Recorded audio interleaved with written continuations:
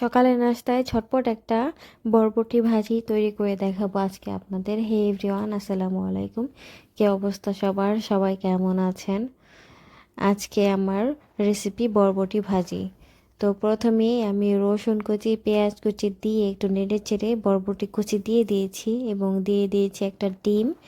এবার সব কিছু একসাথে একটু ভেজে নিব, তারপর দিয়ে দেব সয়া সস, এরপর দেব লবণ এবং গোলমরিচের গুঁড়া দিয়ে একটু ভেজে নামিয়ে নিলেই তৈরি হয়ে যাবে দারুণ মজার এই বরবটি ভাজি।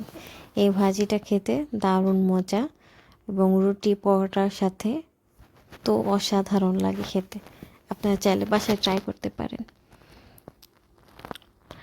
এবং খুবই অল্প সময়ে এই ভাজিটা তৈরি হয়ে যায়। তো আজকের মতো এই পর্যন্তই, দেখা হবে আবার নতুন কোনো ভিডিওতে। সেই পর্যন্ত সবাই ভালো থাকবেন, সুস্থ থাকবেন। আল্লাহ হাফিজ।